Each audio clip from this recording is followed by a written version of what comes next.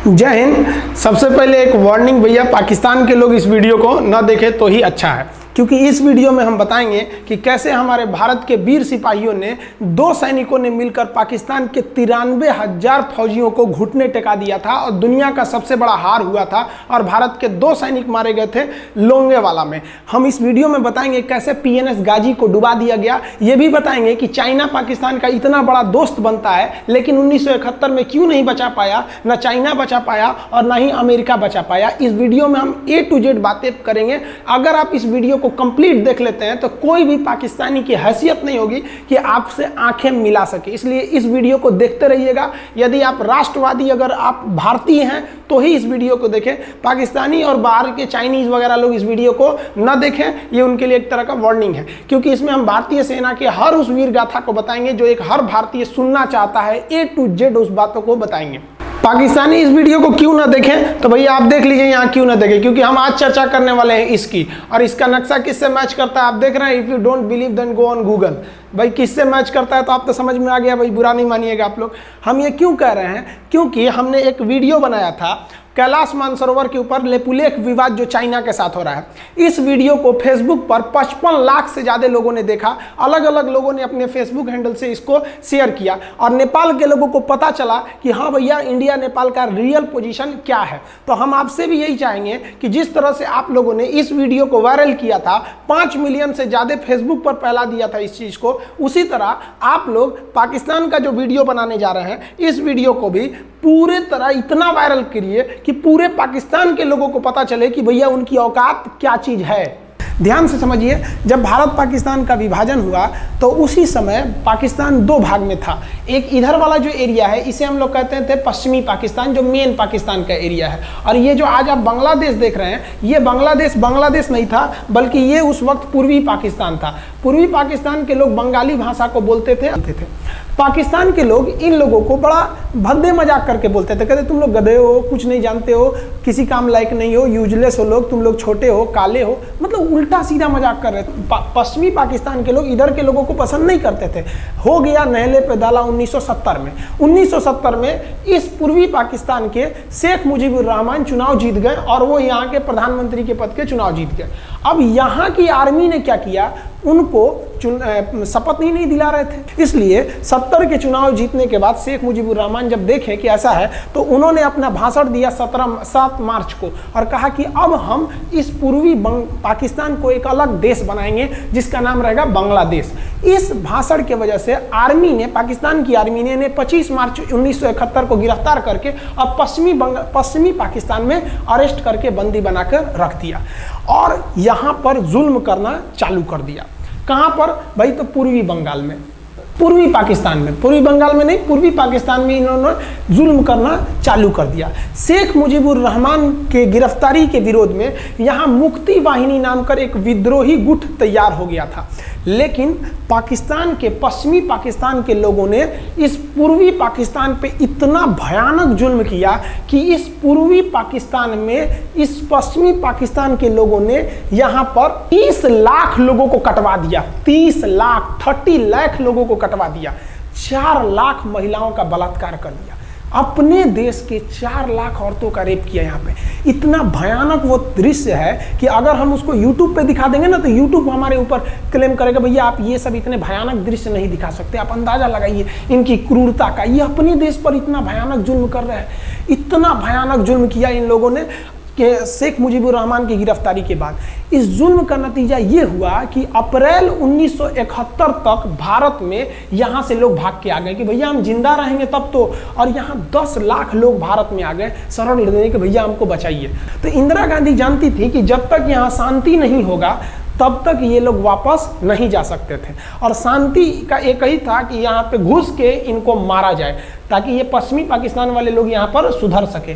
तो इंदिरा गांधी ने इसके लिए बात की जनरल फील्ड मार्शल मानेकशॉ से। उन्होंने सेना प्रमुख मानेकशॉ से कहा, सैम मानेकशॉ से, कि आप अभी युद्ध कीजिए, हम आदेश देते हैं, आप अभी युद्ध कीजिए बांग्लादेश पे, हम अपने पड़ोसियों को इस तरह मरते नहीं छोड़ेंगे, आप इस पे हमला कीजिए। उस समय ये पूर्वी पाकिस्तान था। मानेकशॉ ने कहा कि ना, हम हमला नहीं करेंगे। कही अरे क्यों? कहा कि आप महीना देख रही हैं, अप्रैल का महीना है। अप्रैल के महीने का मतलब बरसात का दिन सर पे है और बरसात के समय पूरब का हाल क्या होता है, एकदम भयानक बाढ़ आ जाती है। और उन्होंने एग्जाम्पल भी दिया कि सिकंदर की फौज भी हाथी लेके आई थी और कीचड़ में फंस गई थी कि अगर यहाँ हम लड़ जाते हैं तो यहाँ बरसात रहेगा, हम यहाँ उलझ जाएंगे, ये एरिया सूखा रहेगा, चाइना का ऊपर से एरिया सूखा रहेगा, ये हमला कर देंगे, हमको 3 ओर से लड़ाई लड़ना पड़ेगा। मानेकशॉ ने इंदिरा गांधी से कहा कि आप 2-3 काम कर लीजिए। कब तक के लिए कि नवंबर तक हम लोग युद्ध नहीं करेंगे, लेकिन अप्रैल से नवंबर के बीच में हम अपने सैनिकों को इस एरिया में लड़ने के लिए ट्रेनिंग दे सकते हैं, मुक्ति वाहिनी उसको हम ट्रेनिंग दे सकते हैं। और इसी में 1971 में हमारी जो थी भारत और रूस की एक समझौता पर हस्ताक्षर हो गया। अब हम लोगों ने पाकिस्तान को एक बारूद के ढेर पर बैठा दिया था। इंतजार था तो इस बात का कि उस बारूद में एक चिंगारी की और पाकिस्तान तबाह हो जाता। इत्तेफाक देखिए, उस बारूद के ढेर पर खुद चिंगारी जलाई पाकिस्तान ने। कैसे, तो समझिए कैसे। हम लोग का था कि इधर हम लोग ऑफेंसिव हो जाएंगे, मतलब इधर भयानक हमलावर हो जाएंगे, और इधर हम लोग डिफेंसिव रहेंगे, मतलब इधर कम हमला करेंगे, ताकि हम लोग का मेन मकसद पाकिस्तान से युद्ध नहीं था। हमारा मेन मकसद था हमारे अपने बांग्लादेशी भाइयों पर जो जुल्म हो रहा था, जो उनकी बहनों को रेप हो रहा था, इतना भयानक किया था वहाँ पर पाकिस्तानियों ने कि बाप के सामने बेटी का रेप करते थे और उसके बाद बाप को मार के कहते थे तू भी रेप कर। इतना मतलब मानवता पूरी खत्म कर दिया गया वहाँ पर। तो भारत ने कहा कि इधर हम डिफेंसिव रहेंगे। पाकिस्तान को ये खबर लग गई कि भारत ना इधर कमज़ोर है। अरे भैया, इधर हम कमज़ोर थोड़ी हैं, इधर कम सैनिक रखे हैं और इधर हम भयानक रखे हैं, तो इसका मतलब ये थोड़ी है कि हम कमज़ोर हो जाएंगे। भैया कहा जाता है ना कि सोनार के घर का कचड़ा भी बनिया के बादाम से महंगा बिकता है। देखिए, हम लोग ठंडी का इंतजार ही कर रहे थे कि पाकिस्तान ने गलती कर दिया। उसने 3 दिसंबर को अचानक हमला कर दिया श्रीनगर पे, पठानकोट पर, चंडीगढ़ पर, यहाँ पर आगरा हवाई अड्डे पर तबातोड़ हमला कर दिया। एयरफोर्स का इतना भयानक हमला पाकिस्तान का भारत पर हुआ कि भारत देखते रह गया। धड़ पाकिस्तान की जहाजें एंट्री मार गई सब भारत में, उसकी एयरफोर्स एंट्री कर दी। इतना भयानक हमला था, इतना भयानक कि भारत का एक भी सैनिक नहीं मरा। समझ रहे ना कितना भयानक हमला था। अरे भाई, आप यहाँ पर घुस जाएंगे हमारे देश में तो क्या हो जाएगा भैया, मूस मोटइयन लोढ़ा हुईन, हाथी घोड़ा थोड़े हुईन। भारत तो इसी का इंतजार कर रहा था। देहात में कहावत कहा जाता है कि रोए के रानी तले अखिए खुदा गई। भैया, हम प्लाने कर रहे थे कि हमला करने के लिए कि आप हमारे पे हमला करिए दीजिए। अब विश्व का भी दबाव नहीं आएगा हमारे ऊपर कि भैया हमला तो आपने किया है, अब हम लोग छोड़ेंगे नहीं। भारत एकदम दृढ़ निश्चय कर लिया। इसी बीच पाकिस्तान को एक खतरनाक खबर लग गई। क्या थी खबर भाई? तो देखिए, पाकिस्तान को खबर लगी कि भारत की ज़्यादातर फौज इस पूर्वी पाकिस्तान की ओर डिप्लॉयड है और यहाँ राजस्थान के जैसलमेर जिला में एक जगह है लोंगेवाला। उस लोंगेवाला में केवल और केवल 120 फौजी हैं। और अगर पाकिस्तान ने सोचा कि 120 फौजियों को हम रातों रात मार देते हैं तो उस समय एयरफोर्स रात में लड़ाई नहीं कर सकती थी, इसलिए इन्होंने लोंगेवाला में एंट्री मार दी। पूरी भयानक टैंक लेकर, फौज लेकर, इन्फेंट्री लेकर, और उसको वो लोग लोंगेवाला में घुसने के लिए चल दिए। और लोंगेवाला में भारत के पास केवल 120 सिपाही थे, केवल 120, और उन पर वो हजारों की संख्या में टूट पड़े। लेकिन घबराना नहीं चाहिए, क्योंकि चींटियां तादाद में कितनी भी क्यों ना हो जाए, गन्ना घसीट के नहीं ले जा सकती हैं। लोंगेवाला में जो ड्यूटी थी उस समय कुलदीप सिंह चांदपुरी जी का। कुलदीप सिंह चांदपुरी सरदार हैं, आप देखे होंगे बॉर्डर मूवी में इनका रोल सनी देओल ने किया है। अब ये कुलदीप सिंह, ये भैया पंजाबी सिख, अब ये लोग 1.25 लाख से नीचे कुछ सोचते ही नहीं है। चिड़िया नू में बाज लड़ावा, गिद्दड़ नू में शेर बनावा, और 1.25 लाख नू एक लड़ावा, तब गोविंद सिंह नाम रखावा। खबर आया कि आपसे जो लड़ने आ रहे हैं ना पाकिस्तान की ओर से, वो ब्रिगेडियर तारिक मीर आ रहा है। उसके पास टैंक है, 2800 फौज है, बहुत ही तेज रफ्तार से आ रहा है। आपके पास केवल 120 जवान है कुलदीप सिंह, आप पीछे हट जाइए, आप पीछे हट जाइए, क्योंकि आपको हम ना, आप बहादुर हैं इसमें नो डाउट, लेकिन आप कैसे लड़िएगा उतनी भयानक फौज के पास से। यहाँ उन्होंने कहा खालसा सिख नहीं हट सकते, हम दिखा देंगे कि हम 120 भी उन पर क्या पड़ेंगे, भारी पड़ेंगे। इनके पास ना ही टैंक को उड़ाने के लिए कोई संसाधन थे, टैंक को मारने के लिए एक जीप पर लगा हुआ छोटा सा तोप था, और इनके पास 3 ठो माइंस लगे थे। माइंस समझते हैं आप लोग, टैंक जो होता है ना बम, उसको उड़ाने के लिए माइंस लगाए जाते हैं। तो देखिए ध्यान से, ये है माइंस, ये माइंस होते हैं। इस पर अगर टैंक चढ़ता है ना तो टैंक ब्लास्ट कर जाता है। तब इन्होंने दिमाग लगाया, इन्होंने क्या किया, जो खाली रेगिस्तान था ना उसमें ना आगे की ओर 3 ठो ओरिजिनल माइंस को लगा दिया, और जो खाना खाने वाला टिफिन होता है ना 4 खंदे वाला, इसे उस टिफिन को इन लोगों ने रातों रात ना बिछा दिया ऐसे लाइन से। देखिए लाइन से पाकिस्तान की टैंक आई तो शुरुआत में तो भैया ओरिजिनल माइंस था, धड़ाम से लगा, पाकिस्तान की टैंक उड़ गई। पाकिस्तान का एक टैंक उड़ा, फिर दूसरा उड़ा, तीसरा उड़ा, पाकिस्तानी एकदम डर गए सब। ब्रिगेडियर तारिक मीर कहें कि भैया यहाँ तो माइंस लगा के रखा है इन लोगों ने, एक काम करो इंजीनियरों को बुलाओ, पूरा माइंस निकालो। अब ब्रिगेडियर जो हमारे मेजर कुलदीप सिंह थे ये जानते थे कि बाबू अगर हम तुमको रात भर रोक दिए ना तो सुबह हमारी एयरफोर्स आएगी, तुमको जिंदा नहीं छोड़ेगी, इसलिए इन्होंने पूरा टिफिन बिछाया था। इन पाकिस्तानियों ने 6 घंटे लगा दिए उनको निकालने में। इंजीनियर आते थे तो डर के मारे टिफिन निकालते थे, अरे बाप रे बाप, और टिफिन में तो ईंटा पत्थर भर देते थे और डर के ले जाते, अरे भागो भागो भागो माइंस है माइंस है। इसको लगाते लगाते इन लोगों ने पूरी रात बिता दी। 3 बज गया, 3 बजे इनको पूरा सन्नाटा दिखा कि भैया ये तो टिफिन है, ये रेगिस्तान में ये तो टिफिन है। अब उन्होंने कहा कि आदेश दिया कि हमला करो, तो कुलदीप सिंह जो थे चांदपुरी, उन्होंने बालू के बीच में ऐसे गड्ढे बना रखे थे और अपने फौजियों को ना 2 किलोमीटर एरिया में बिछा दिया था, एक उधर एक इधर एक इधर, तो चारों ओर से फायरिंग होती थी। पाकिस्तानियों को लगी ना कि भैया हमको गलत इंफॉर्मेशन मिल गया है, 120 गो मिल के ऐसे थोड़े मारेगा सब, सोच रहा उधर से गोली इधर से गोली, धड़ाधड़ बम गोला दारू सब चल रहा है यहाँ पर, इतना भयानक कहीं कोई 120 आदमी मिल के ऐसे मारता है? नहीं भाई, इतना भयानक सुनसान एरिया में कहाँ से कौन मार रहा है, एकदम तबाही मचा दिया। कुलदीप सिंह चांदपुरी ने क्या तबाही मचाया था आप देखना चाहते हैं तो देखिए उन लोगों ने क्या तबाही मचाया था। ये है पाकिस्तान का टैंक, ये धज्जी उड़ गया था टैंक का, थुथुर तूर दिया इसका यहाँ पे। ये देखिए टैंक का, पाकिस्तानी देख रहे हैं कि भैया सब चक्का उक्का फेंका गया। बताइए ये चांदपुरी साहब को ऐसा करना चाहिए? ये कोई वीडियो गेम खेल रहे हैं? मार के धज्जी उड़ा दिया। अरे पाकिस्तान बच्चा है, अपने बच्चा है, बिगड़ गया, आराम से मारिए।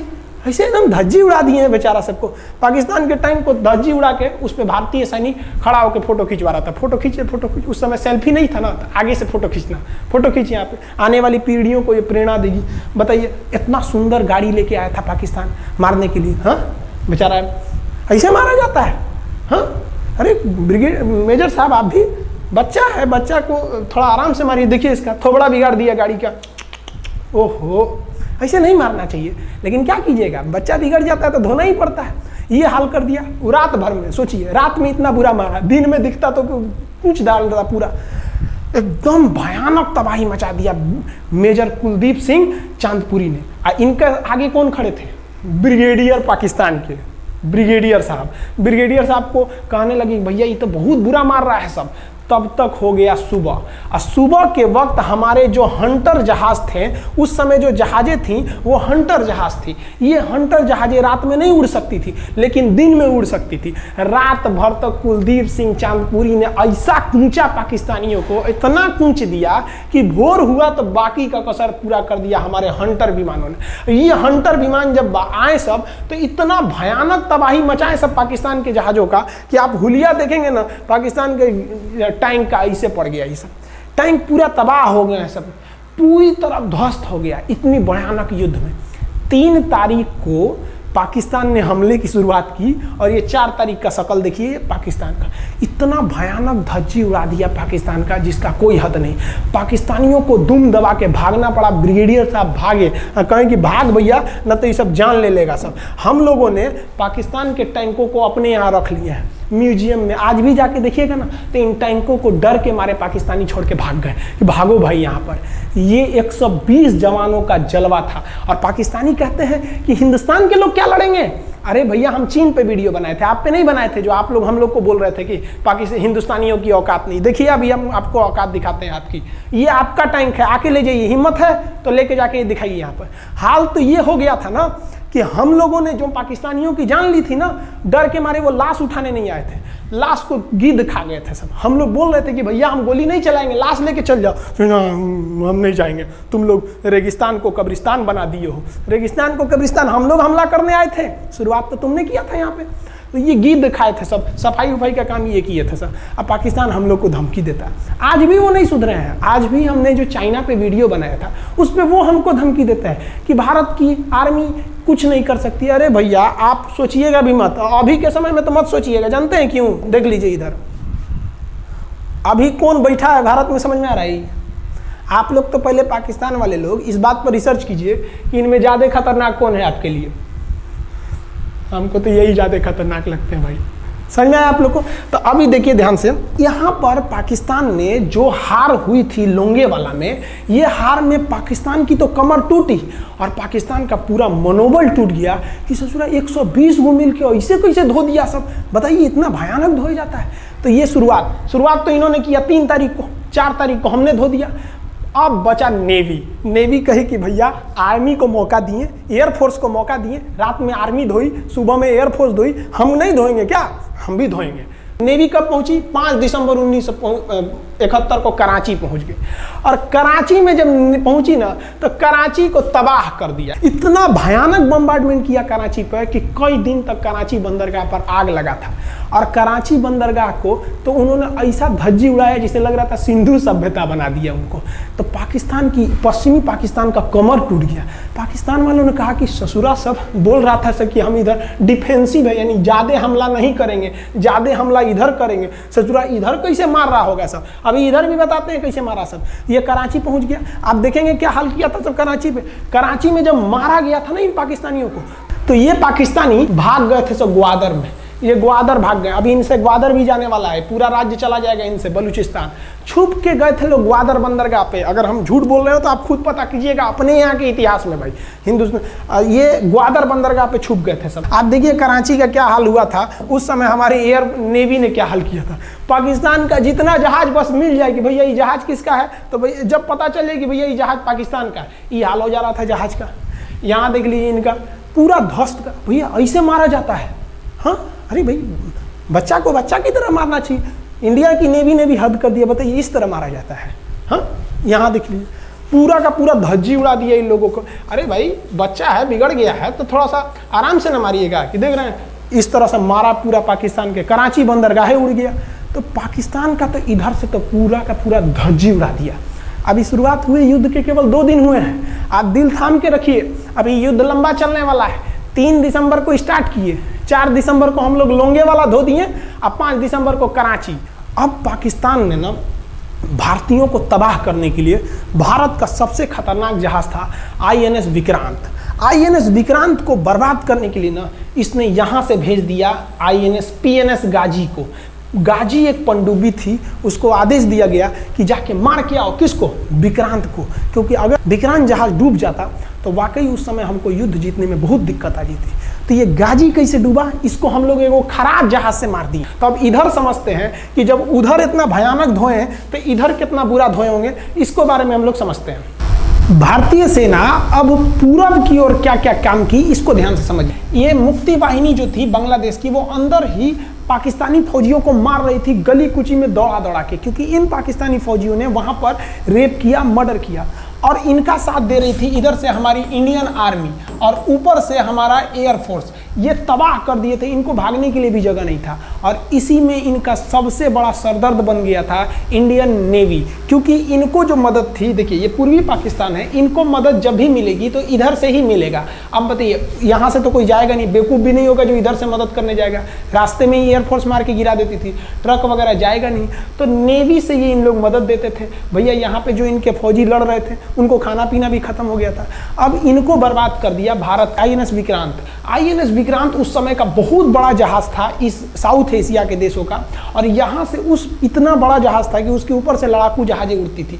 वो एयरफोर्स यहाँ से भी बम मारता था, मिसाइलें मारता था, ऊपर से लड़ाकू जहाजें और हेलीकॉप्टर छोड़ देता था, जो ताकि मुक्ति वाहिनी को कोई दिक्कत ना है। मुक्ति वाहिनी मारती थी और आर्मी पूरी तरह से उसने यहाँ से हमारा विक्रांत ने चटगांव बंदरगाह को तबाह कर दिया। अब बांग्लादेश का देखिएगा वर्तमान में, उस समय तो पूर्वी पाकिस्तान था, ये चटगांव उस समय पाकिस्तानी आर्मी नेवी का एक बहुत बड़ा केंद्र था।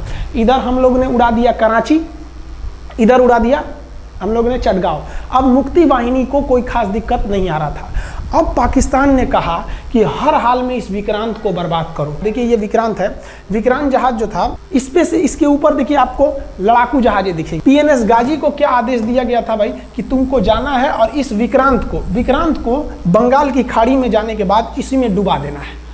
अब पाकिस्तान वालों का इतना दिन तो अच्छा था नहीं, भारतीय खुफिया एजेंसी को पता चल गया कि पाकिस्तान की पनडुब्बी वो समुद्र के अंदर अंदर चलती है, उसको साइलेंट किलर कहा जाता है। पाकिस्तान की पनडुब्बी चल दी है पश्चिमी पाकिस्तान से बंगाल की खाड़ी की ओर, ये अरब सागर से बंगाल की खाड़ी की ओर चल दिया। अब विक्रांत को बचाना हर हाल में जरूरी था, इसलिए हम लोग विक्रांत को छुपा दिए, मतलब थोड़ा सेफ्टी दे के रखने लगे। और इस पीएनएस गाजी जो था, पीएनएस गाजी को देखेंगे, पीएनएस का मतलब था पाकिस्तानी नेवल शिप, पीएनएस गाजी, ये मारने आ गया किसको? विक्रांत को। इस पीएनएस गाजी को अगर कोई मार के डुबा सकता था तो वो था आईएनएस राजपूत। लेकिन ये जो आईएनएस राजपूत आप इमेज में देख रहे हैं, ये उस समय समस्या क्या था इस आईएनएस राजपूत के साथ, क्योंकि इसके इंजन में कुछ खराबी आ गई थी और ये बिगड़ गया था, और बिगड़ के इसको विशाखापट्टनम पे बनाया जा रहा था, रिपेयर किया जा रहा था, इंजन ही गड़बड़ हो गया था। तो भारतीयों का यहीं पे दिमाग काम आया। भारतीयों ने सोचा क्यों ना हम पीएनएस गाजी को खुद बुला के लाएं, कहां पर? विशाखापट्टनम पे। तो लोगों ने कहा कि भैया ये आएगा विशाखापट्टनम में, कि आओ आईएनएस राजपूत हमको मार दो। तो कहा कि नहीं, देखिए कैसे आएगा।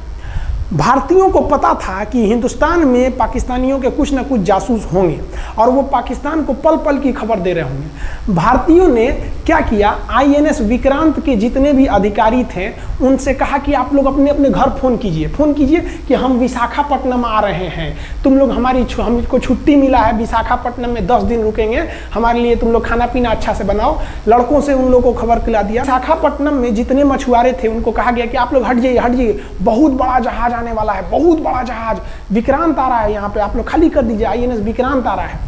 यहाँ पर क्या किया गया, ऑर्डर दिया गया, बहुत सारे फल सब्जी अंडा ब्रेड, कि भैया ये इतने बड़े जहाज के लिए जा रहा है, 6 महीने का खाना चाहिए। ये खबर आग की तरह फैल गई पाकिस्तानियों को। अब पाकिस्तान में खबर लग गई कि भैया आईएनएस विक्रांत यहाँ नहीं है, आईएनएस विक्रांत विशाखापट्टनम पे है। अरे बकलोलवा, विशाखापट्टनम पर पीएनएस गाजी की मौत यमराज इंतजार कर रहा था, आईएनएस राजपूत। ये गधा जो था पीएनएस गाजी, ये मुड़ गया किधर की ओर? विशाखापट्टनम की ओर। और विशाखापट्टनम पर चुपचाप शांति से खड़ा हुआ जहाज आईएनएस राजपूत इंतजार कर रहा था, तो पानी के अंदर अंदर आओ, ये अभी बाहर निकला हुआ है, पानी के अंदर रहती है। और आईएनएस राजपूत देखा कि ये आ रहे हैं, वो आईएनएस राजपूत को मारता कि इससे पहले ही आईएनएस राजपूत मार के तबाह कर दिया पीएनएस गाजी को। पीएनएस गाजी पर को डूबने के बाद पाकिस्तान को बहुत बड़ा सदमा लग गया।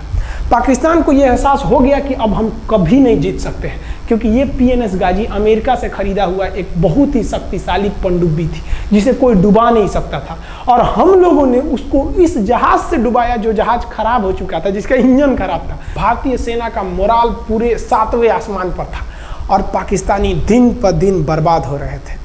अब पाकिस्तानियों को लगा अब क्या करेंगे, तो पाकिस्तानियों ने अमेरिका में फ़ोन किया, भैया आप कुछ कीजिए। तो अमेरिका ने ना यूएनओ में मुद्दा उठा दिया, यूनाइटेड नेशन ऑर्गेनाइजेशन, इसकी जो सिक्योरिटी काउंसिल है, सुरक्षा परिषद, इसमें कह दिया पूर्वी पाकिस्तान पर जुल्म कर रहा है, मार रहा है।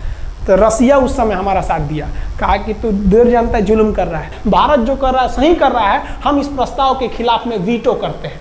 वीटो अगर कोई देश, 5 देश को वीटो है, इस पर अलग चर्चा करेंगे, अगर किसी ने वीटो कर दिया तो प्रस्ताव रद्द हो जाता है। तो पाकिस्तान की एक और उम्मीद यहाँ पर अपना दम तोड़ दी। अब पाकिस्तान कहा अमेरिका से कि भैया आप ही हमको बचा लीजिए। तो अमेरिका ना पाकिस्तान की ओर से भारत पर हमला करने के लिए अपना सबसे खतरनाक जहाज भेज दिया, 7वां बेड़ा। देखेंगे 7वां बेड़ा को, अगर इतना भयानक था 7वां बेड़ा, ये अमेरिका का साथ अकेले चलता ही नहीं था, इतनी पूरी फौज के साथ, नेवी के साथ चलता था। ये किस लिए आया था? विक्रांत को डुबाने के लिए, और इसका साइज विक्रांत से डबल था, इसके आगे विक्रांत नहीं टिक पाता। अब इंदिरा गांधी भी टेंशन में रह गई। ले, तब उस समय इंदिरा गांधी को याद आया कि भैया हमारा एक और तो हम समझौता करके आए हैं, अगर अमेरिका पाकिस्तान का साथ दे सकता है तो रूस से हम भी तो समझौता करके आए हैं। तो भारत ने रूस को कहा कि भैया अमेरिका इतना भयानक 7वां बेड़ा भेज दिया, आप हमारी मदद कीजिए। तो रूस ने कहा है टेंशन क्या लेते हो, देखो हम बोलते हैं। रूस ने परमाणु पनडुब्बी भेज दी और रूस ने अपना 40वां बेड़ा भेज दिया। आप देखेंगे ये रूस का 40वां बेड़ा है। ये अपने भारी भरकम जहाजों के पूरे ग्रुप के साथ चल दिया, कहा कि चल भैया देखते तुमको कौन मारेगा भारत को। और अमेरिका को सीधा कह दिया कि भैया विक्रांत पर अगर आपने हमला किया तो ये हमला हम रूस पर हमला मान लेंगे। यहाँ पर खड़ा था भारत का विक्रांत और उसकी सपोर्ट में खड़ा था रूस का 40वां बेड़ा। और रूस ने यमन से अपनी एयरफोर्स को भी कह दिया था कि भैया तुम भारत की देखभाल करना। तो भारत की सुरक्षा के लिए इतने लोग, और अमेरिका अपना 7वां बेड़ा लेके यहाँ मुंह देख रहा था, और ब्रिटेन ने भी अपने ईगल नाम के बेड़ा को भी भेज दिया था। तो ये 2 लोग हमारे खिलाफ आ गए थे लड़ने के लिए कि अब बताइए, हम लोग बांग्लादेश की भलाई सोच रहे थे, और अमेरिका का 7वां बेड़ा और रूस का ब्रिटेन का ईगल हम लोग के खिलाफ था, और हमारा अपना विक्रांत और रूस की एयरफोर्स और उसकी 40वां बेड़ा हमारे साथ थी। ये पूरी तरह से बाउंड्री बना दिया था 40वां बेड़ा। 40वां बेड़ा का कहना था कि भैया हमारे जहाज पर ऑटोमेटिक मिसाइल लगी है, तुम अगर इधर आओगे तो हम मार देंगे तुमको ऐसे ही। रूस ने अपनी सारी पनडुब्बियों को ऊपर उठा दिया समुद्र के ऊपर, ताकि सैटेलाइट से और दूसरी निगरानी से देखा जा सके, और यही हुआ भी। वो लोग रूस के इतने खतरनाक जहाज़ों के ग्रुप को देखकर घबरा गए, इतना घबरा गए कि ब्रिटेन ने कहा था we are too late. Britain का ईगल बेड़ा अमेरिका के 7वां बेड़ा से कह रहा है कि रे उधर मत जो, बहुत देर हो गया है, वो पहले पहुंच गया है रूस, अब मारेगा वहीं तबाह हो जाओगे यहाँ पे। तो 7वां बेड़ा ने धमकी दिया कि हमारे जहाज में परमाणु बम लदे हुए हैं। तो 40वां बेड़ा ने रिप्लाई किया था कि हम भी जब चले थे ना तो परमाणु बम लादे के चले थे, और गिनती जब कर रहे थे तो हम भी गिनती किए थे 250 हमारे पास भी परमाणु बम था, लेकिन इतना ज़्यादा था कि सोचे कि कौन गिनेगा, बाद में गिनेंगे, आ जाओ देखते हैं किसके पास कितना है। तो रूस ने हमसे सच्ची दोस्ती निभाई थी, और इधर शेख मुजीबुर रहमान की जो मुक्ति वाहिनी थी वो अपना काम कर रही थी। अब भारत आर पार की लड़ाई में था। पाकिस्तान हर मोर्चे पर हारते जा रहा था। भारत सरकार ने पाकिस्तान पर मनोवैज्ञानिक दबाव बनाने के लिए निर्मलजीत सिंह अरोड़ा ने एक प्लान बनाया। उन्होंने एयरफोर्स को पूर्वी पाकिस्तान यानी जो अभी बांग्लादेश है, तो ढाका के ऊपर एयर ड्रॉप करा दिया, हवाई जहाज से सैनिकों को उतार दिया। और उन सैनिकों के भेष में उसमें सैनिक कम थे, और उसमें केवल पुतलों को नीचे उतारा गया था। ये केवल इंडियन आर्मी जान रही थी कि पुतला नीचे उतरा है सर, लेकिन मीडिया ने तो इसको खबर को आग की तरह फैला दिया। और इसमें हम धन्यवाद देना चाहेंगे हाथ जोड़कर BBC न्यूज का। और BBC ने ये छाप दिया कि इंडियन एयरफोर्स ने ढाका पर 5000 एयर ड्रॉप करा दिया फौजियों को। अब ये गली गली खोज खोज के पाकिस्तानी फौजियों को मारेंगे कि तुम क्यों मार रहे हो हमारे बांग्लादेशी भाइयों को। और बांग्लादेश की मुक्ति वाहिनी वैसे ही उनके पीछे पड़ी हुई थी पाकिस्तानियों के। अब पाकिस्तानियों का पूरा मनोबल टूट गया, पाकिस्तानी गली गली छुप गए सब। सोचिए, ये पुतला से डर जा रहे थे सब, रियलिटी में ये फौजी नहीं थे, ये पुतला गिराया गया था एयर ड्रॉप करके। अब वो लोग डर के मारे भाग गए यहाँ पर। अब एयरफोर्स ने देखा कि उसकी ये छोटे से वैज्ञानिक दबाव का इतना खतरनाक असर पड़ा है। एयरफोर्स ने कहा कि अब एक काम करते हैं, अब आर पार को अब ठोक डालते हैं पाकिस्तान को, अब जो होगा सो देखा जाएगा। एयरफोर्स ने बांग्लादेश के जो गवर्नर थे उनके घर पे हमला कर दिया। अब वो घर में नहीं थे, वो तो बच गए। बचने के बाद डर क्या होता है, देखिए डर किसको कहा जाता है। जो उनके गवर्नर हाउस थे AH मलिक, इन्होंने त्याग पत्र दे दिया। भैया जिंदगी रहेगी तो बहुत नौकरी करेंगे, डर के मारे त्याग पत्र दे दिया। सोचिए, गवर्नर, क्योंकि पाकिस्तान का एक राज्य ही तो था पूर्वी पाकिस्तान। जैसे हमारा एक राज्य है उत्तर प्रदेश, बिहार, महाराष्ट्र, वहाँ पे भी एक गवर्नर होते हैं ना, संवैधानिक हिसाब से गवर्नर मालिक होता है उस जगह का। त्याग पत्र दे दिए। सोचिए, ये डर था उनके अंदर। निर्मलजीत सिंह अरोड़ा जो लेफ्टिनेंट जनरल थे, जनरल तो हमारे मानिक साहब थे, लेफ्टिनेंट जनरल थे जिन्हें बांग्लादेश जीतने की जिम्मेदारी दी गई थी, मतलब उसे सुरक्षा करने की जिम्मेदारी दी गई थी। वो पाकिस्तान के लेफ्टिनेंट जनरल नियाजी से बात किए और उन्हें कहे कि हम आपको आधा घंटा का टाइम देते हैं और आप इस आधा घंटा में विचार कीजिए आप सरेंडर करते हैं कि नहीं। अगर आप सरेंडर कर देंगे तो हम आपको गारंटी देते हैं कि आपके सैनिकों को जिंदा रखा जाएगा, और अगर आप हमारी बात को नहीं मानेंगे, देखिए गवर्नर साहब के घर है, कोई ठीक नहीं है, आपके घर पे भी यही हो जाएगा। क्योंकि अगर आप हमारे सामने सरेंडर नहीं करिएगा तो याद रखिए हम अपने हमले को 10 गुना और तेज कर देंगे। और हार तो आप चारों ओर से गए हैं। भारत चाहता था कि जल्दी से जल्दी इस युद्ध को खत्म किया जाए, क्योंकि अब ये अंतर्राष्ट्रीय मैटर हो चुका था। अब अमेरिका अपना नाक पे ले लिया था कि भैया हमारा जहाज मार के गिरा दिया। PNS गाजी उसी की पनडुब्बी थी, वो तो पाकिस्तान को दिया। 7वां बेड़ा को नहीं घुसने दिया, तो अमेरिका की किरकिरी हो रही थी। ब्रिटेन के ईगल को घुसने नहीं दिया, उसकी किरकिरी हो रही थी। अब भारत को उस समय लोग कहते कि ये गरीब देश है, अभी आज़ाद हुआ है। 1971 में हमारी यही हाल थी, और सारे लोग कर रहे थे, ससुरा हम उसको गरीब समझ रहे थे, रुआ के रख दिया अमेरिका को, हर जगह धो दिया पाकिस्तान को। अब बेचारे नियाजी क्या कर सके। नियाजी को आधे घंटे का टाइम दिया गया। 16 दिसंबर 1971, याद रखिएगा दिन, 16 दिसंबर 1971। ये हमारे इतिहास का 13 दिन के युद्ध में हमने पाकिस्तान को धूल चटा दिया था, क्योंकि 3 दिसंबर को पाकिस्तान ने युद्ध स्टार्ट किया था और 16 दिसंबर को हम लोगों ने जनरल नियाजी से आत्मसमर्पण करवा लिया। और आत्मसमर्पण आप देखना चाहेंगे जनरल नियाजी का। जनरल नियाजी इन्होंने हमारे लेफ्टिनेंट जनरल निर्मलजीत सिंह अरोड़ा के सामने आत्मसमर्पण साइन किया, और साइन करने के बाद बांग्लादेश के ढाका रेस कोर्स में इन्होंने साइन किया, और इनकी आंखों में आंसू था। एक देश के सेनापति के लिए इससे शर्म की बात क्या है, जो गिनीज बुक में नाम रिकॉर्ड करा दिया। गिनीज बुक में कैसे? देखिए, पाकिस्तान के लोग हम चाइना के वीडियो बनाए थे, उस पर कमेंट कर रहे थे कि इंडियन आर्मी कुछ नहीं कर सकती। देखो, बांग्लादेश तुम्हारी बहादुरी का जीता जागता उदाहरण है। तुम्हारे यहाँ का 93,000 फौज, सोचिए 93,000 सैनिक पूरी दुनिया में आज तक आत्मसमर्पण नहीं किया। ये 93,000 लोगों ने आत्मसमर्पण कर दिया। देख लीजिए, ये अपना बंदूक उतार फेंक दिए, अपने स्टार नोच के उतार दिया कि भैया हम लीजिए आत्मसमर्पण कर रहे हैं, बेल्ट उतार के दे दिया, अब चलिए जहाँ ले जा रहे हैं, जितना लाठी मारना है हमारी, आत्मसमर्पण। ये वही पाकिस्तान है, याद रखिए। आप याद कीजिए, हमारे 120 सैनिकों ने आपको धूल चटा दिया था लोंगेवाला में। केवल 2 सैनिक मरे थे लोंगेवाला में, और पूरी की पूरी आपको भगा दिया था 4 दिसंबर को ही। और आप याद कीजिए, बहुत बहादुर बनते हैं ना। 93,000 फौज आपकी हार के गई है यहाँ से। इतना बड़ा हार दुनिया में आज तक कहीं का नहीं हुआ है। 93,000 सैनिक सरेंडर करके गए हैं भारत के सामने से। क्या बात कीजिएगा आप हमारे सामने। तो ये है, गिनीज बुक में नाम है। ये तो है भैया पाकिस्तान की आर्मी, एक तरह से गिनीज बुक में नाम है ना जी। भले हारने से नाम है तो क्या हुआ, पाकिस्तान के लिए इससे खुशी की बात क्या हो सकती है कि भैया गिनीज बुक के नाम है। अब इन लोगों को जेल में बंद कर दिया गया। बाद में हम लोगों ने इन्हें छोड़ भी दिया था। और इस सरेंडर के बाद बांग्लादेश के जो मुक्ति वाहिनी थी, उसके चेहरे पर यह मुस्कान थी कि बांग्लादेश अब स्वतंत्र हो गया। ढाका इंदिरा गांधी का स्टेटमेंट था, ढाका स्वतंत्र राजधानी है स्वतंत्र बांग्लादेश की। ये खुशी थी बांग्लादेशियों के चेहरे पर, जिनकी बहनों की इज्जत आबरू लूट ली गई थी उन्हीं देश के फौजियों के द्वारा। जिनके ये जो नियाजी थे, जब इन्हें लेफ्टिनेंट गवर्नर बना के भेजा गया था बांग्लादेश में, तो ये नहीं पूछे थे कि बांग्लादेश का स्थिति क्या है। ये पूछे थे कि जिन लड़कियों का रेप हुआ है वो कहाँ है, सब दिखाओ तो, मतलब ये भी जाके करेंगे। ये हाल था। ये इनके चेहरे पे मुस्कुराहट थी। बाद फिर मुजीबुर रहमान को पाकिस्तान से स्वतंत्र कराया गया। भारत ने जो अपना वादा किया था कि शेख मुजीबुर रहमान को स्वतंत्र करेंगे, बांग्लादेश को स्वतंत्रता दिलाएंगे, उनके अधिकारों के लिए लड़ेंगे, भारत ने अपने वादा को पूरा किया। आज शेख मुजीबुर रहमान की बेटी शेख हसीना बांग्लादेश की कमान संभाले हुई हैं। शेख हसीना, जब हमको याद है जब वो भारत आई थी तो एयरपोर्ट पे, तो मोदी जी एयरपोर्ट पर रिसीव करने गए थे, जबकि ऐसा नहीं होता है।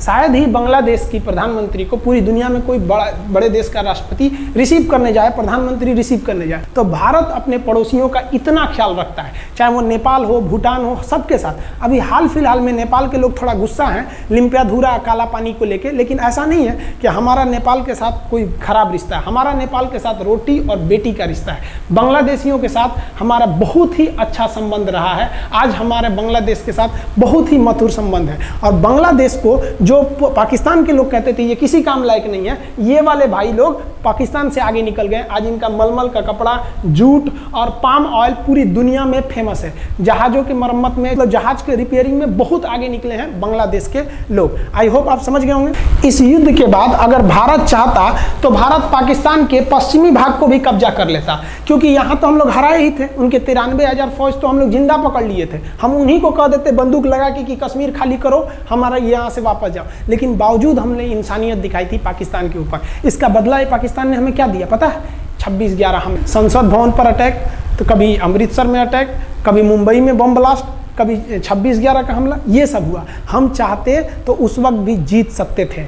ये पाकिस्तान वाले आप जो कहते हैं कि हम बहुत बहादुर हैं, भारतीय सेना हमारा क्या कर सकती है, तो भारतीय सेना की रहमो करम पर आप लोग जिंदा थे, वरना 1972 में ये जो सेना थी ना, 71 में, आप लोग को कहीं का नहीं छोड़ती। आप हिंदुस्तान के व्यूवर्स आप लोगों से भी कहते हैं कि एक लाइक तो बनता है इस सैनिकों के लिए, हमारे लिए नहीं, हमारे इस चैनल के लिए कभी नहीं कहेंगे कि खान जी रिसर्च सेंटर चैनल को आप सब्सक्राइब करिए, लाइक करिए, हम ये कभी नहीं कहते हैं। लेकिन हम ये जरूर कहते हैं कि आज एक लाइक बनता है हमारे इन वीर सिपाहियों के लिए जो आज भी सेना के लिए डटे हुए हैं। और ये पाकिस्तान इस पर कमेंट करते हैं। हम आप भारतीयों से कहते हैं, आप हिंदुस्तानी हैं तो इस वीडियो को जितना से ज़्यादा शेयर करना है आप शेयर कीजिए, ताकि आपके बच्चों तक को ये पता चल सके कि हमारे सैनिक कितने बहादुरी हैं, कितने बहादुरी से लड़े थे हमारे सैनिक, कितने बहादुर हैं। और इस वीडियो को आप इतना शेयर कीजिए कि पाकिस्तान तक पहुंचे और वहां का बच्चा इस वीडियो को देखे, ताकि उनके अंदर भारतीय सेना का जो डर है वो बैठे।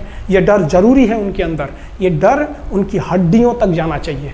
आप इस वीडियो को देख रहे हैं तो इसे पाकिस्तान तक पहुंचाइए, पूरी दुनिया में पहुंचाइए कि हमारे वीर सिपाही कितनी बहादुरी से लड़े थे। और हाँ, कोई भी देश के हो, हर देश को अपने सैनिकों के लिए सम्मान करना चाहिए। हम ये कोई मनगढ़ंत कहानी नहीं बताएं, हम अपने सैनिकों की वीर गाथा बताएं जो A to Z अक्षरशः सही चीजें हैं। समझ में आया? आप इस वीडियो को देख रहे हैं तो मेरे साथ बोलिए आप लोग, भारत माता की जय। पाकिस्तान के युद्ध का जो हम सीरीज बना रहे हैं, आज 71 का युद्ध बढ़ाएं, हम आपको कल 1948 का युद्ध बता देंगे, 65 की लड़ाई में वीर अब्दुल हमीद ने जो बहादुरी दिखाई, फिर आपको हम 84 का सियाचिन, 99 का करगिल और 62 की चाइना युद्ध के बारे में भी बता देंगे। याद रखिएगा, चाइनीज और पाकिस्तानी इस वीडियो को डिसलाइक जरूर करेंगे, आप उन पर भारी पड़िएगा। ये वीडियो आप संभाल के रखिएगा, अपनी पीढ़ियों को दिखाइएगा कि हमारी सेना कितनी बहादुर थी। एक सैल्यूट हम अपने वीर जवानों के लिए। जय हिंद। हम बहुत ही सौभाग्यशाली हैं जो ऊपर वाले ने हमें हिंदुस्तानी बनाया। I proud to be Indian. जय हिंद।